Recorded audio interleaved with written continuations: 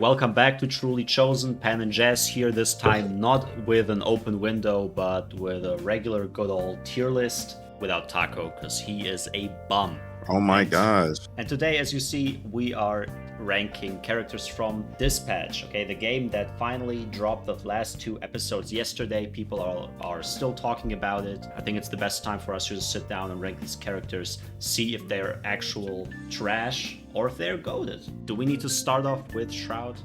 I don't think so. No, we'll start off with Mrs. Blom Blazer. Right off the bat, not goated. You can crucify me, she's not goated. Yeah. I mean, looking at discourse online, her and invisigal, we can keep them close together, are like some of the most popular characters. The fan bases are going crazy for them. They're at each other's necks, bro. They hate each other damn near. That is indeed true. I don't know which fan base is bigger at the end of the day. Because when the game I think it's came out, invisigal's. I was thinking that too, but I mean, game came out, I don't know how true the percentages are. Blonde Blazer was definitely winning for a good while, and then invisigal fans came around. But probably invisigal. Do we even know a lot about her? That's like one. Blonde Blazer? That's like one issue I had with her character. Like, characters don't need a backstory necessarily, but did we ever find out what the crystal was all about? Like where she got it from? Who she was in the past. Nah, I can't wait for the listeners and the viewers. Y'all gonna see we're gonna make a whole discussion video about what we like and not like about this, about Dispatch. I just realized, like, literally at the beginning of the game, when you're sitting on the billboard, she literally tells Robert, "Remind me so I can tell you my backstory, like, you know, where I come from later on." And he's like, "Bet, I'm gonna hold you to it." And they never do it. They never give you that backstory. We don't even know where she's from, where she got the crystal from. Even the crystal, like, of course, we as viewers, like gamers or whatever, we watch a lot of different people's playthroughs. So like, even if you don't take the date with Mandy Blonde Blazer, you can still go watch someone else do it. But let's say you only stick to the invisigal route, you don't even know about that crystal stuff obviously until the last episode. So when that happens, and she saves Chase, yeah, that's a cool thing. Like, oh damn, so you know, she really was powerless like me, like Robert is. She just kind of found this amulet somewhere that gives her powers. But again, that's like, we waited to the last episode to do that. I feel like even if you don't choose her to date, Blonde Blazer and Robert are still close enough as friends for her to at least tell him that at some point, like, hey, like, this is not really me, like, even as friends. Like, there are time skips everywhere. Maybe she did, like, off screen. But now that you say it, man, this discussion is gonna be ludicrous. Like, spoiler alert, I got more points on the bad side of things, not on the good. No, the game is still cool, but it's cool. But now the more I think about it, it's how did I think about it though? You are so right. If you don't pick the date with Blazer, do you even know about her other identity? You don't know about any of that stuff, because if you pick Blazer, it says Mandy remembers this. But if you don't pick that, it just says Blonde Blazer remembers this for the rest of the game. So you don't know nothing about her. Because we saw like Apollo's playthrough. He dated invisigal. I don't even know if he looked on YouTube like what the other thing would look like, the other option. Yeah, he said that in his video too. Apollo was like, we were talking, of course, about Apollo the Almighty. He was like, he was like, I must have missed something. I didn't know that was even a thing. Like, he said that like mid gameplay when he was playing it. So like, a lot of people, if you don't watch other people's playthroughs and you're just playing it for yourself and not trying to get spoiled, I guess you won't even know what the hell is going on. Is she good or amazing? I think she's in good. She has some cool aura farming moments for sure, especially in those last couple episodes. I mean, that's what she's doing. Farming though. Yeah, inside the bar. But she was really boxing. She's probably the strongest in the verse. But the thing is though, or at least one of the strongest, is that they saved all of her, I won't even call it character development, but her screen time was only in those last 2 episodes. From like 4 to 6, we barely saw her. And they expected you to pick her to go on a date at the end of 4, as if we didn't just see her for 2 episodes. Yeah, she can stay in good. She can stay in good. Invisigal, I don't know if it's a hot take. Is Invisigal the best written character in the game? I think she's the only written character in the entire... I didn't want to say it, man. I didn't want to say it. Come on now. Nah, I don't know. Like, Chase has some good character moments. Waterboy has some development here and there. Robert, I mean, you know how protagonists go. You know how she is definitely. Is she GOAT? I mean, not necessarily in terms of media itself, but in the game itself, is she GOATed? I think she's an amazing. She kind of has to be an amazing just for the fact like she's the only like I won't even say she's well written. I would just say she's written. I think she has to be an amazing. She's cool. I get the whole like the more we speak about it, the more I'm like this shit like not as I like the game because we haven't had a choice-based game in such a long time that had everybody trying to play it and waiting every single week. Yeah. But at the same time, like there's a lot left to be desired. But I think she's an amazing character. I think you notice she might be the only one up there. Damn, I think you notice more if you play it from the like binge it, right? Like if you start now and play through all the episodes, because waiting every week, you sometimes forget the details. You sometimes forget where am I exactly at. That's the thing, I guess. And that I don't know. It's probably not even on purpose. I would assume this whole system kind of masks bad writing in a way. And it's like she's not even badly written. She's amazing. She is a character of all time for sure in Dispatch. Chase is good. If we're going off of like, I mean, he's enjoyable, right? His jokes don't always hit, but he's cool. He's cool. He's probably my favorite character. Like even like, when he came back in the last episode, I thought that was so fire. Like I love his outfit. Should and have everything. me confused at first, but yeah.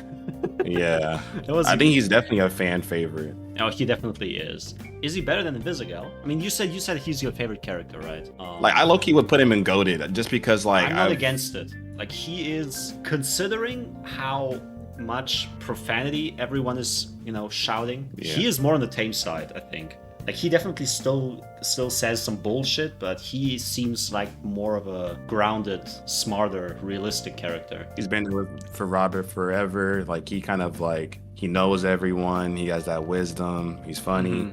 He's trying to protect Robert, with the way he was acting towards invisigal. Like he was a very consistent character. Like he didn't have maybe some. I think he did have growth. Like he came around with invisigal. He saved her. Yeah, put his life on the line. It's like very easy setup, but it's still done well. Because at the very beginning, we learn about his power and that he is not able to run anymore because he could die. It's very obvious from the get-go that the game will at some point have him run and maybe save someone and then either die or whatever. And that, of course, happens. So it's obvious, but it's well done. Like it's not bad. Like even if you expect it, it's still pretty good. And to be honest, the way they did it, like with him saving invisigal in that specific scene, I don't think many people expected him to suddenly run and save. I don't think a lot of people saw that as a possibility in that instance. And when it happens, it just, shocks everyone. I was looking at playthroughs. Yeah. You're so locked in, like you're not even thinking about like what's going on like outside the dispatching, like the hacking and shit. So yeah. It was good. It was well done. And you don't even know how fast he really is because he's never shown his power before. So true. And then in that scene you realize, oh yeah, he's fast. Okay, he's on some. Is he faster than A-Train? I don't even know. Power scalers, gotta tell me more. Yeah, goat for sure. Coupe, I don't know, coupe. But come on now. Ooh, nah, maybe, meh. I think she's in meh. Like you said, we didn't really. I mean, honestly, it's not even just her. All the Z team members, you really don't get to see too much of them.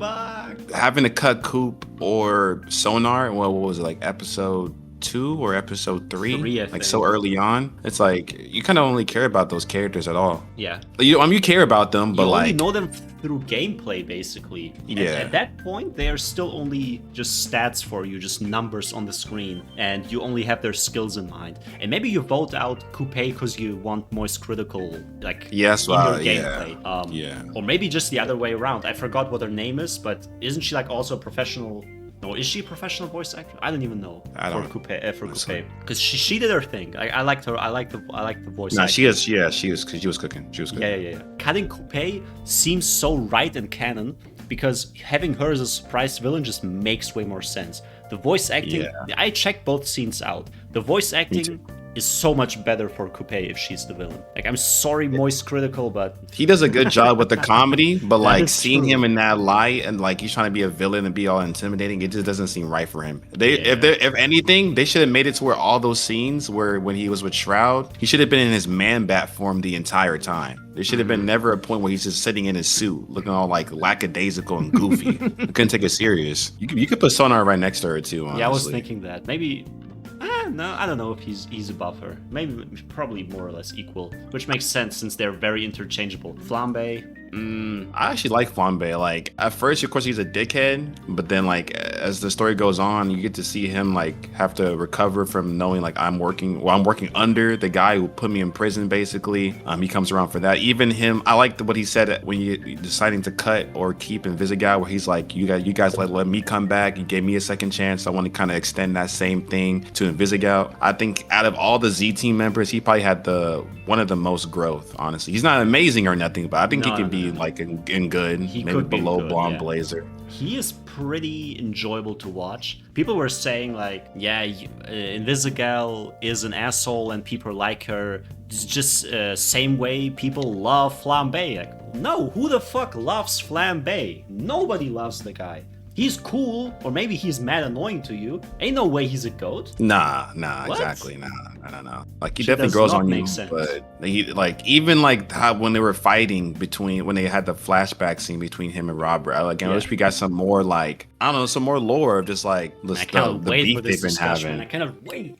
Because man, these characters are so underdeveloped, man. I hate it, and I get that maybe there's a season 2. Maybe the same characters will come back somehow. But I think the season 1 should stand on its own. The Walking Dead stood on its own in season 1. Season 2 was something completely different. And it's cool, it's fine. Season 2 shouldn't be the same thing. Just different, maybe. Season 2 should be its own thing. And if those characters cannot stand on their own in season 1, then I don't have a lot of hope for them in the future either. I feel that. Yeah, Golem, he's also a fan favorite, just because he's, chill. I fuck with him a lot. He's just a chill dude, yeah. He doesn't do a lot. He's pretty good in gameplay. I guess Flambe is too. But as a character... I don't know, bro. All he really does, like, we just learn about him that he's an alcoholic. He's young. He's friends with Invisigal. And that's really it, bro. Like, yeah. I love him a lot, honestly, like, compared to some of the other Z team, just due to his personality. But he might be in meh. Or even... I don't want to put him in Crayon Devour. No. He's not that bad. I think he's in meh.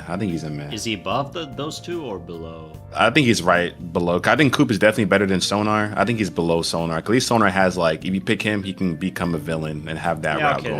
That's true. Malevola, right? Yeah, Malevola. This character is a bit of a bit of a nothing burger to me. Yeah. Her design very is powerful, cool. Very strong. Yeah, good design too. Like every character has their own gimmicks and lore. As she is, for example, like her height is 6'6" or some shit. Yeah. And, she's an atheist, which, okay, I guess, funny stuff. Same with the other characters, like Invisigal having asthma and whatnot. What does she even do? She is just there, friendship with Prism. She appears in scenes, doesn't have any relevance story-wise. She does her thing during fights. I mean, come on now, Apollo said it too, okay? She SAs Robert, okay. She does. And that's another thing that might be in the discussion just a little bit, because that's just, like, they're going crazy. Nah, they were going crazy. I don't know, both her and Prism can... the entire Z team... Crayon Devour... No, I don't know. Maybe like it's because she's Prism, a fan favorite. Like even Prism's a little bit of I think because she's the one that made some of the songs. Like she made the song that was in Prism the bar is fun. scene. Her voice actress is pretty good. The line delivery itself is pretty funny. Very strong in gameplay, of course, but as a character too, I think she's enjoyable enough to keep her out of Crayon Devourer. Okay, maybe like this. Is that fair, or is she above? I don't know. I think she's above because she did more in that final fight too as well. You might have to put Melva. No, Melva did a lot in that final fight too. She saved Prism too. Yeah. Golem might need to be moved down. What was he doing in the final fight? I don't remember he was in the final fight. I'm trying to remember. No, he did. He threw some of that clay onto the robot, and Invisigal stuck the bomb on.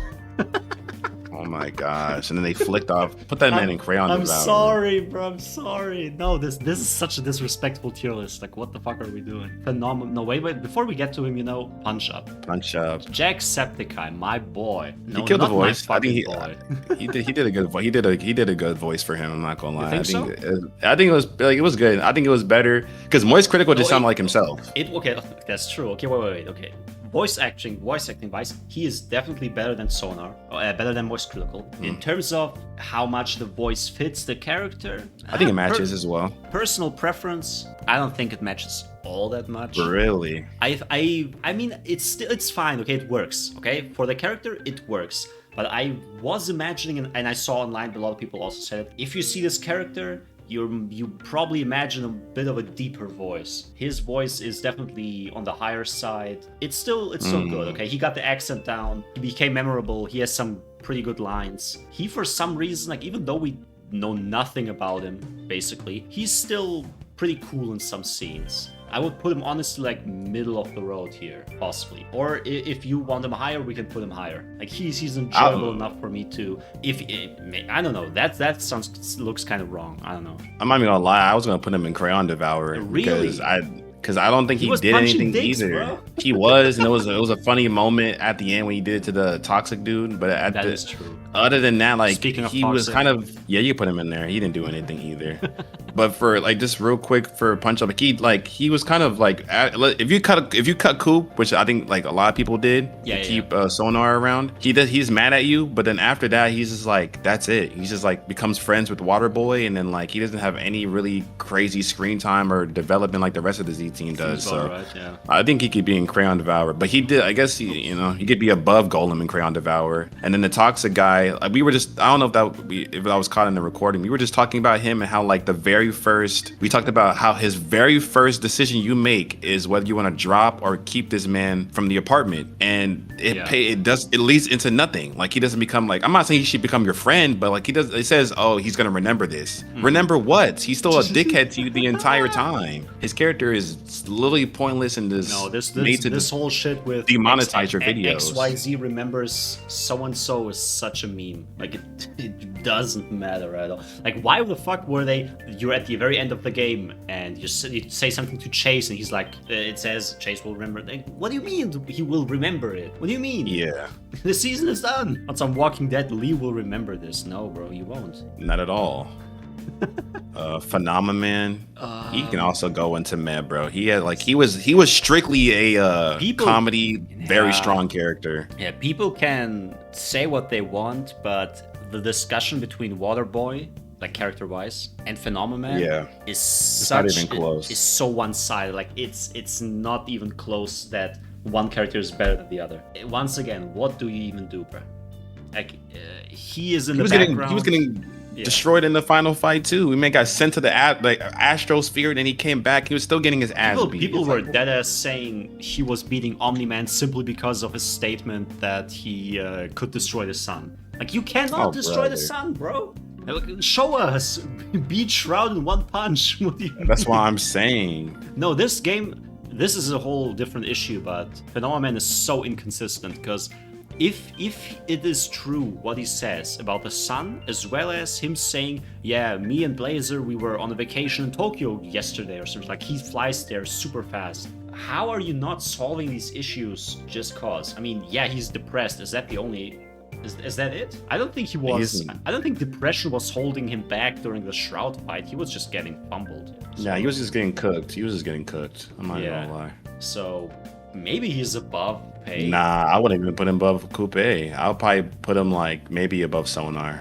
I guess. No, but again, he doesn't do anything. He has some moments. He has some comedy there. I don't get his character fully. Like he's just an alien. He's dead ass is like an alien that like also just barely don't know any information anything. On that. It's just thrown out that he is from space. He has a completely different name, different. Even the way he was thrown out was crazy to me. He's supposed to be like one of the strongest heroes, like probably in the verse. And then he gets into a breakup and he starts like moping on the highway and stuff. And he gets kicked out of his company to come work for us. Just like that. Like they just, again, that's probably more into the discussion of like the overarching story and plot. But his character is kind of just like Waterboy makes sense because he's like, he used to be a villain. Like he's working his way up to become a better hero. He looks up to Phenomenon. That's like Superman in his verse, like getting kicked out the Justice League and he's working with the Teen Titans now. It's like, why the fuck are you here? Like you're Superman. What was Waterboy a villain? I already forgot. Yeah, he was a villain. Like if you go check his bio, I didn't peep that low-key either. Makes him better even. Like now that I think about it, because I thought he was just some random dude with water abilities, but if he actually was on the bad side, that makes him a bit better. I think doesn't even change the fact that he's either way he's better than that. Definitely, I think he's he could be an amazing. I'm not gonna lie. You think? Oh, damn. I was thinking maybe like middle or high good. Okay, amazing is interesting because We could do high good. no, it's fine. But he's like one of the few characters who actually goes through an arc. Like, Yeah. he definitely changes. I don't say that his change is super well done. It also, due to the pacing, it's kind of rushed. We said that maybe 2 more episodes could have done the game helped Better, it out. Yeah. Because as it stands, there are a lot of time skips. Characters grow closer to each other and change, but we don't even see it on screen.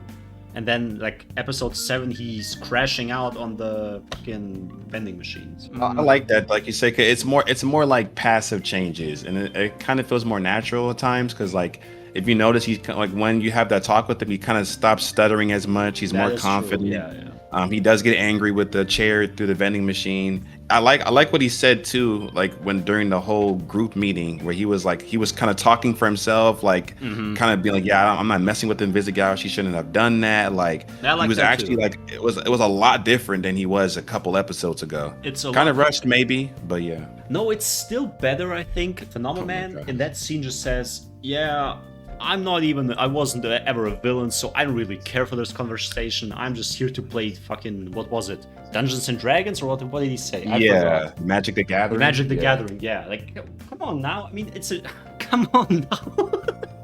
But then the very next scene, he's over there looking all sad when Robert's giving the speech. Like, so do you care or do you not care? Like, I mean, it's so. This is why I'm saying there are canon choices, and Waterboy is such a canon choice compared to Phenomenon.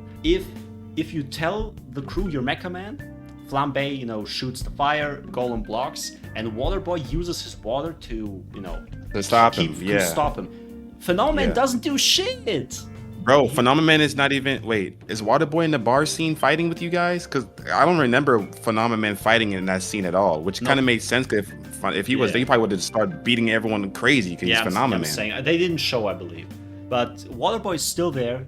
We know he's broke. And he still pays for the food, okay? And he still is there to support. I know Phenomenon does too, but come on now, he's rich as shit, we all know. Yeah. Waterboy is there, he's like respectful, helping out. You build him from zero, basically. He's a nobody hero at the beginning. It just feels more earned than someone who cannot level up and is just kind of broken from the get-go. I don't know. And you can tell that too, because if you pick Phenomenon first and then you get to the end of the game when you get you have to get Waterboy to come help you guys when all of LA is on fire, it doesn't even feel as right because Waterboy, he's not even leveled up, so everything's all like 1s and 2s, so it's not really going to help you compared to having Phenomenon coming in to help you at the last minute because he has like fucking 5,000 strength and 5,000 endurance, so you can definitely tell they knew what they were doing. Yeah. Maybe he's actually amazing. The more I talk about him, the more I like him. Even though he's not perfect. I think he has more going for him as a character than Blonde Blazer or some shit.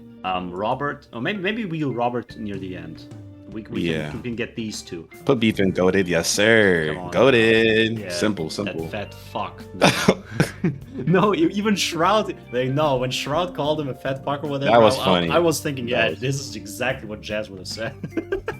It's fucking hilarious, bro. And Royd is cool. I mean, we don't. I do want to say this real quick for Royd. I saw again. This could be taken with a grain of salt, but it was like it was either on. Maybe it was on TikTok or maybe I saw like when I was kind of looking up different like endings and stuff from people. Someone said in the comments that Royd initially was supposed to be a lot better, like a lot bigger of a character within like Z Team and stuff like that, but they ended up turning him into a tech bro, which is so interesting to me why they kind of went down that. I would like to see him maybe he would have been a hero on par with with Blonde Blazer, or maybe he was a villain, cause he is a villain too. Like he got caught by Robert's dad, but like maybe he actually would have been on Z Team and had some more screen time that way. His character instead of him just kind of fixing your suit. That is so true actually. His character had me a bit confused because on the Steam page you see Robert on the bathroom, and next to him are the two heroes. The one on the right, is that not Royd? Like, I don't know. Like he looked like Royd. Okay, but that character had like purple skin, like some ability out. So I was the whole time thinking that is Royd. He has some secret like form he can go into. We will see in the final episodes, but that never happened. So I was just confused. That image. Oh, you're right. That I do image see that. really just didn't mean anything, I guess. I mean, it's cool. He's not meh, or is he? Nah, he's a bro. I get it. Like, he helps your character. He's like one of those, like, he's kind of like a Chase type of character where like he kind of stays himself the entire time, but like he stayed very true. He's very constant. He's a good, like, I won't call him a beacon of good or nothing, but kind of keeps Robert a little bit grounded. Like, I'm gonna help you out. Like, he kind of has that moment he gets depressed a little bit, but he comes back and helps you in the final episode. Yeah. He captures invisigal. But again, he's nothing crazy. Like, he's just a cool, like, every story, like, not every story has to have crazy ass side character. You need like a Royd in your story, something that's kind of simple and plain, and he gets the job done. Like, he's a cool character. Indeed. Yeah, I would say he's like low good, because I still think he has. Is he even? Like, I was about to say he has more going for him than Coop and the others, but I don't even know if that's the case. I think so. It's just maybe more about like vibes with him. yeah. Definitely how you prefer preference towards him. Yeah, true. And now, my boy Robert. I'm a bit hesitant. He's not goated in my. I don't know what this man is. I'm not even gonna lie. We might have to make like a Robert tier. I don't know I don't know how to think, because his character, of course, is on the choices you make, but also on like the writing as well. He gives amazing speeches. Because shout out to Aaron Paul, he killed this role as always. Yeah. He has some very good speeches. The way he talks to everybody and everything. Some good quips as well. I just don't know, bro. I saw comments saying that he's a Mary Sue character. I don't know. I saw that too. I don't know if I agree with that completely, because he's still an experienced hero, and he still works out, so he is strong, and he knows about tech. Maybe it's a bit like weird how fast he learned how to do the whole hacking, but I guess you can explain it with him being Mecha Man. It's just that he doesn't know how to rebuild like the Astropulse, so he's not that intelligent and whatnot. I find his character interesting because people are comparing him to Iron Man, but Iron Man knows how to build a suit. So you have a hero using a robot suit that he doesn't know how to build himself, which is like a big weakness, I suppose. He's written to have just this unspoken charisma. He is basically good at most things he does. Things go his way, but that's protagonist things. I don't know. Like, I'm trying to compare him with, for example, Lee from The Walking Dead Telltale. And Lee just has a lot more character to him. He has different flaws. He has a lot of different types of relationships with characters. That shit is just different though. This is not even fair for, because Lee, like, he starts off as like a whole person going to prison, and yeah, exactly. Like, it's a lot that his character has to go through a lot. Even like, you can choose to tell them that you went to prison, or choose to tell them that, you know, you can lie to Kenny, and like, it's a lot better when it comes to those choices over there. This one definitely doesn't have that same type of like charisma with the writing and everything like that. Some people say like with each episode they liked Robert less and less. I don't think I agree with that, but I could see it. I don't think he changes a whole lot from episode to episode. He definitely grows closer to the cast, but as I said before, we don't see it on screen all the time. He always has a good answer to anything that is said, so he just that is also always true. On his toes, like never show any fucking weakness, always diss back. Okay, I think you can put in amazing, I guess, like right next to invisigal. That's fair, even though it's still a bit iffy if he's actually amazing. But I mean, he's the protagonist. We see him the most. It would be unfair for us to put him on some like flambe shit. Like, come on, he's better than flambe. And he's better than Blazer. So. You might have said this actually. Someone said that like this is just, but honestly, he might not even be the main character. This might be Invisigal's story, and we're just seeing it from his point of view. Someone else said that. I forgot who said that, but it kind of makes sense. Yeah, he is the protagonist, no doubt, because we control him, right? The story itself is definitely more focused on Invisigal's redemption. Absolutely. So getting that bad ending, by the way, is so weird story-wise. Like, it sucks. Yeah, like it's for sure a bad ending. I'm glad it's there, and I'm so confused how people are saying like, wow, for me, I got the invisigal did that and that. Like, how the fuck do you get to that bad ending on accident? Yeah, you have to play as an asshole. Yeah. And Shroud, man, Crayon Devourer. I'm not even gonna lie, Crayon Devourer. So much, quoting Robert here, so much missed potential. Okay, we were on Discord, Apollo, Jazz, and I talking about how Shroud cannot be the real bad guy because the game is paced so slow, and we haven't seen him enough for him to suddenly appear and be the big bad. What happens? He appears suddenly and is the big bad. Big bad, yeah. Voice acting is pretty good. Mercer, I believe. He cooked. It was good. Yeah. I love his intro too. His intro was crazy. But at the same time, like, motivation, he wants to predict everything or just know everything, right? As it stands, he can kind of predict things, and that's why he's so good with numbers and probability. He needs the astropulse for himself to just fucking know the future and some shit. That's what I understood. Like, that's what I get from him. Was this ever established before? Like, or bro, we didn't even see him before. We saw him in episode 1, and then he comes in episode 7 and 8, obviously. It's a weird thing to introduce the big overarching villain and then just don't show him at all. Like, we're supposed to just believe that, like they're calling him like Elliot and everything. Like, oh, like we've known him for such a long time, obviously, and it's just trying to make it. It's just kind of just awkward. It's like, yeah, we fear you, and you're great. Like the design is cool, and like he has this big group, like this big gang of people following him, and you know he's like augmenting them, and he needs the astral pulse, like you said, to like basically just see every possibility. But like you said, like, why does he need to do that? Even when he comes to talk to Robert, he's like, oh, your dad said he was gonna build me a suit, but he didn't. So like that's why I'm trying to take the astral pulse. And it's just, like when was this ever stated before now? Like, when is the game's about to end? Maybe at least in the season comics. 1. Read the source material. I'm not reading them damn comics either. He could be top of Crayon Devourer, yeah. He's cool. He has some aura, I guess, to put it in solo leveling terms. Crayon Devourer it is. This is the tier list, okay? Beef, obviously, just there for vibes. And Chase, I don't even know. Not writing wise, not necessarily the GOAT, but also just off of feeling, off of presentation, voice acting, arc.